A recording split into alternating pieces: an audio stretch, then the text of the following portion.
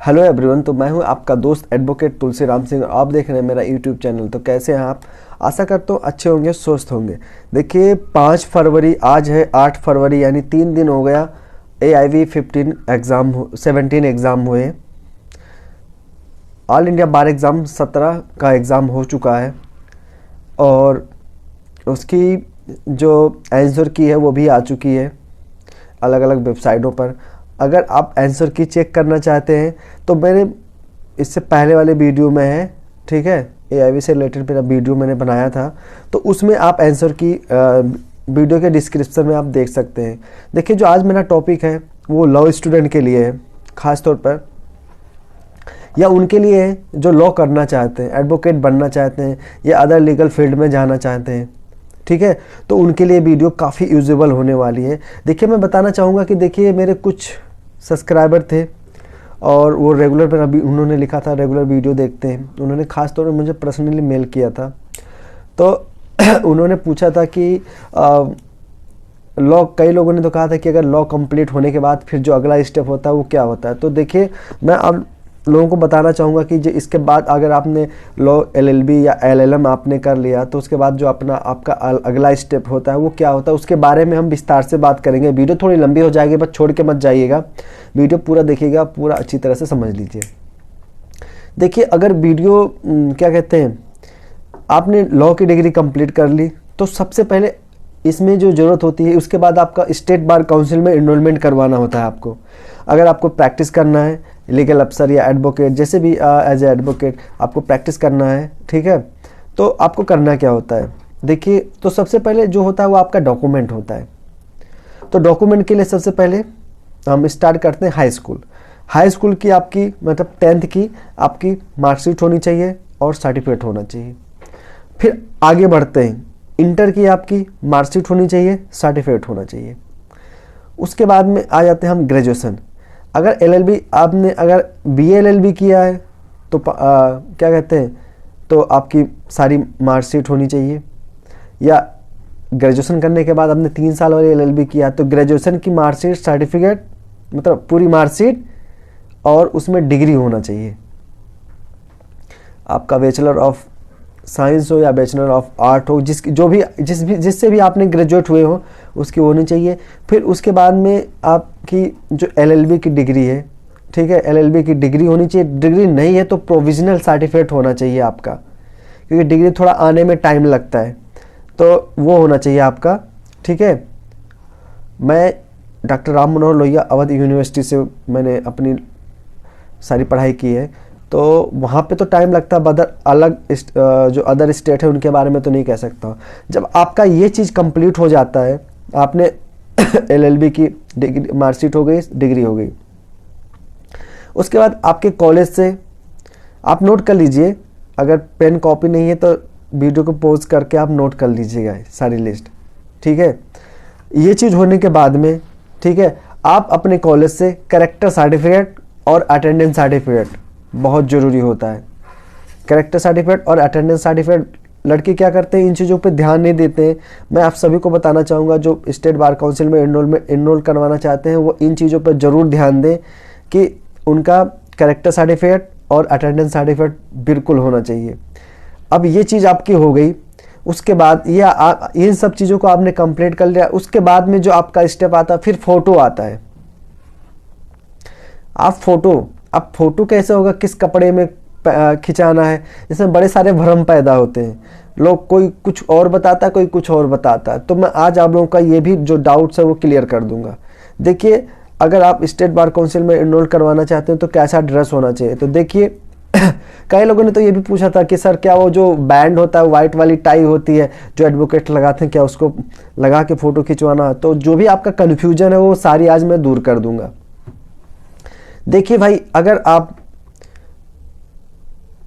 Dress की बात करते हैं तो उसमें ब्लैक पैंट, वाइट पैंट भी चल जाएगी। ब्लैक पैंट, वाइट शर्ट और ब्लैक कोट, और जो आपकी टाई होगी वो होगी ब्लैक, वाइट नहीं लगानी होगी। आप लोगों को बताना चाहूँगा, देखिए जो वाइट वाली टाई होती है वैसे जब आप स्टेट बार काउंसिल में इनरोल्ड हो जाते हैं, ठीक है, तभी आप उस टाई को बांध सकते हैं।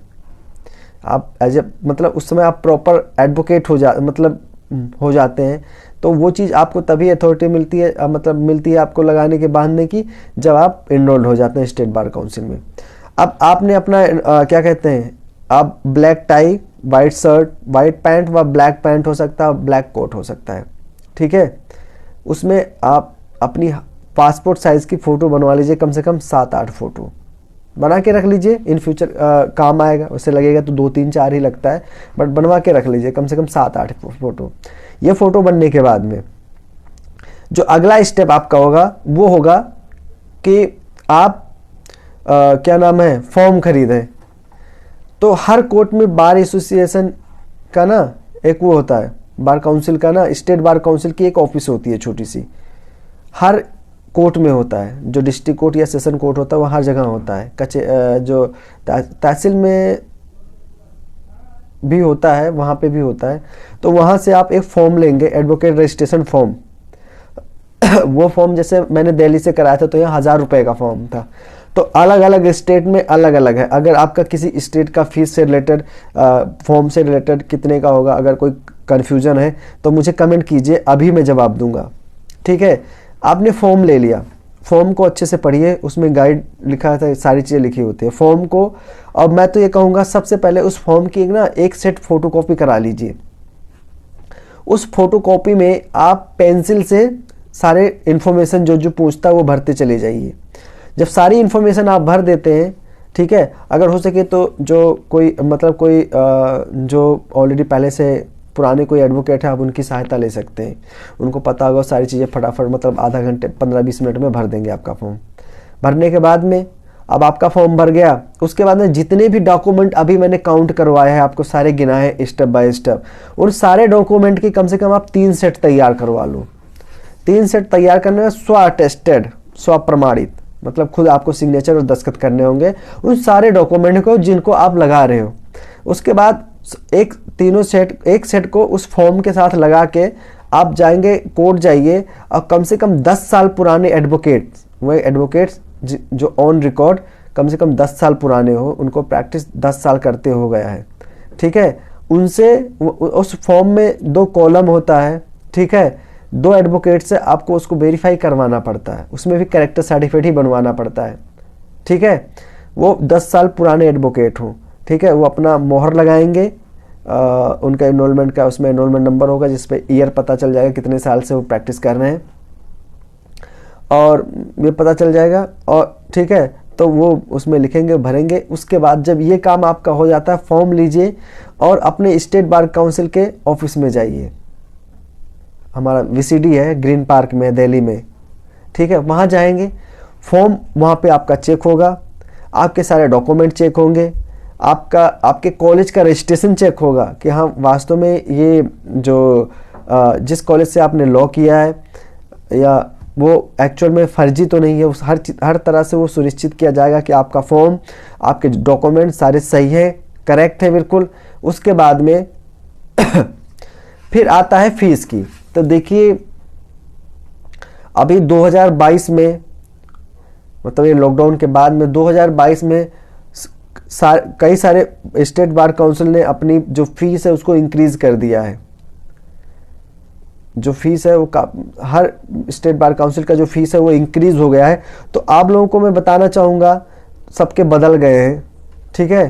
तो जब आपकी फिर आपको वहाँ से फीस वाली बात आती है, देखिए तो कुछ स्टेट बार काउंसिल क्या करते हैं, ठीक है, फीस कोई ड्राफ्ट द्वारा लेते हैं, कोई चेक द्वारा लेते हैं, कोई कैश लेते हैं, ठीक है।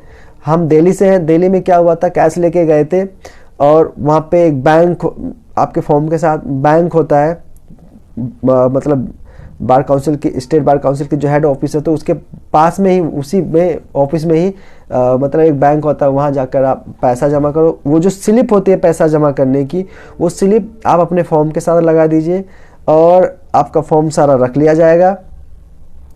एक चीज़ और उसके उस फॉर्म के साथ में एक फोटोकॉपी का एक सेट आपको लगाना होता है, और आपको लगाना होता है, और ये लगाने के बाद में वहाँ पे जमा कर देंगे। जमा करने के बाद में आपका चेक होगा। अब जैसे कोई स्टेट 1 हफ्ते से लेकर, ठीक है, 6 महीने तक भी होता है। 1 हफ्ते से जनरली 2 महीना, 2.5 महीना, 3 महीने तक, कुछ थोड़ा लेट हो जाता है। पोस्ट ऑफिस के से आपका डॉक्यूमेंट निकलता है तो लेट लपेट हो जाता है, ठीक है। तो वो आपका वही 1 हफ्ता से 15-20 दिन, महीने, 40 दिन के अंदर आपका एनरोलमेंट का प्रोसेस जो होता है वो कंप्लीट हो जाता है। ये चीज़ अब आगे बढ़ने से पहले देखिए, मैं आप लोग जब इस तरह आपका कंप्लीट हो जाता है, आप स्टेट बार काउंसिल में एनरोल्ड हो गए, आप अपने नाम के साथ एडवोकेट लिख सकते हैं, आपका रजिस्ट्रेशन नंबर आ गया, आपका आइडेंटिटी कार्ड आ जाएगा, आपका प्रमाण पत्र आ जाएगा प्रैक्टिस का। याद रहे, जो इस समय आपको जो सर्टिफिकेट मिलेगा वो टेम्परेरी मिलेगा, 2 साल की वैलिड के साथ मिलेगा, और उन्हीं 2 साल के अंदर आपको ऑल इंडिया बार एग्जाम देना पड़ता है। AIB देना का एग्ज़ाम जो होता है वो देना पड़ता है। ये 2010 से चालू किया गया है, जो एडवोकेट स्टैंडर्ड की स्किल चेक करने के लिए बनाया गया था। तो ये चीज़ आप समझ गए। एक चीज़ और मिस हो रही है, जितना भी डॉक्यूमेंट बताया हूँ उन डॉक्यूमेंट के साथ में एक डॉक्यूमेंट 2 और छूट रहे हैं। ध्यान रहे, आपका ग्रेजुएशन और LLB की पढ़ाई के बीच में अगर कोई डॉक्यूमेंट क्या कहते हैं, कोई गैप आ रहा है, तो अगर कोई गैप आ रहा है तो आपको ध्यान देने वाली बात है, आपका 2 वो भी लगेगा, क्या नाम है, 2 आपका एफिडेविट लगेगा। एफिडेविट में आपको बताना होगा उस 2 एफिडेविट में कि क्या नाम है, आपका एक तो होगा POP होगा, प्रैक्टिस ऑफ प्लेस होगा, दूसरा होगा गैप क्यों गया। आपके मतलब ग्रेजुएशन या इंटर या बीच में कोई भी गैप है तो क्यों गैप गया, वो मेन रीज़न क्या। अगर गैप नहीं होता, रेगुलर पढ़ाई करते चले जाते हैं तो बात अलग है, तो उसका भी एक आपको एफिडेविट लगेगा। दूसरी बात, ध्यान देने वाली बात, आधार कार्ड, अगर पैन कार्ड और आधार कार्ड है तो वो भी लगा देना। अगर आधार कार्ड नहीं है, वोटर ID हो गया, राशन कार्ड होगा, फिलहाल अभी तो आधार कार्ड मस्ट है, ठीक है। अगर आप किसी अदर स्टेट में करवाते हैं, जैसे मैं UP का रहने वाला हूं बट दिल्ली में प्रैक्टिस कर रहा हूं, तो यहाँ पे हमारा रेंट एग्रीमेंट लगा था। अब रेंट एग्रीमेंट लगा था तो उसमें सारी चीज़ें भरते हैं। हमारा टेम्परेरी एड्रेस होता है, परमानेंट एड्रेस हमारा गाँव का ही है। तो ये चीज़ हो गया। ये होने के बाद में आपका एनरोल हो जाता है और आप एज ए प्रॉक्सी काउंसिल आप प्रैक्टिस करना शुरू कीजिए। 2 साल आपके पास होता है काम सीखने के लिए। आप कोई सीनियर एडवोकेट पकड़िए, उनके साथ में रहिए, काम सीखिए, आपको अपॉर्चुनिटी मिलेगा, आपको वो माहौल मिलेगा। बाकी मतलब ये समझ लीजिए, इन्फॉर्मेशन ना ऐसे आपके दाएं बाएं से निकलती है, आपको खाली कैच करना। आप कितना ज़्यादा कैच कर सकते हैं, बहुत सारी इन्फॉर्मेशन, नॉलेज जो होती है ना, प्रैक्टिस करने के लिए नॉलेज होती है। आप जजमेंट पढ़िए, जिस एडवोकेट के पास में आप काम कर रहे हैं, ठीक है, उनके यहाँ जो क्या काम कर रहे हैं, उनके पास जो क्या कहते हैं फाइलें उनकी होती हैं, ड्राफ्टिंग की जो फाइलें होती हैं, वो फाइलें पढ़िए, केस पढ़िए, अच्छे से पढ़िए, ठीक है। और जो उसके फैक्ट होते हैं उसको समझिए। हमारे गुरुजी तो बोलते थे कि ऐसा है, फाइल को पूरा पढ़ो, जो फैक्ट निकलता है ना उसको घोर के और पी जाओ, बस। तो आपको ये करना, घोर के पीना है, ये सारी चीज़ें करनी है। अब आपका प्रैक्टिस चलने लगेगा, उसके बाद आप 2 साल के अंदर ऑल इंडिया बार एग्ज़ाम दे देंगे, ठीक है। फिर आपको जो मिलेगा वो 5 साल का मिलता है। फिर 5 साल आप कीजिए, फिर मतलब आपको फिर परमानेंट लाइफ टाइम के लिए आप एडवोकेट हो जाएंगे। ये थी छोटी सी प्रोसेस जिसके तहत हर एडवोकेट, हर लॉ स्टूडेंट को गुजरना पड़ता है, या जो एडवोकेट बनना चाहता है ये प्रोसेस होता है। इसके अलावा मुझे तो नहीं लगता कि इस वीडियो को पूरा देखने के बाद में और भी आपको कुछ देखने की ज़रूरत पड़ेगी। अगर है या कुछ छूट गया है तो आप मुझे, या आपका कोई सवाल है तो आप मुझे कमेंट कीजिए। दूसरी बात, आप लोग वीडियो देखते हैं, सब्सक्राइब नहीं करते हैं। देखिए, अगर आप लीगल टॉपिक वीडियो या क्या कहते हैं इससे चीज़ें आपको चाहिए होगा तो आप प्लीज़ चैनल को सब्सक्राइब कर दीजिए और बेल आइकन को ऑल पे कर दीजिए, ताकि जो भी मेरी वीडियो, लेटेस्ट वीडियो हो गए लीगल टॉपिक से रिलेटेड, लीगल अवेयरनेस से रिलेटेड, वो आप तक पहुँचती रहेगी। मैं ऐसे ही मिलता रहूँगा, ऐसे ही वीडियो बनाता रहूँगा आप सबके लिए, आप लोगों की सेवा करता रहूँगा। तो मैं फिर मिलूँगा एक नई वीडियो के साथ, नए जोश के साथ। तब तक के लिए जय हिंद।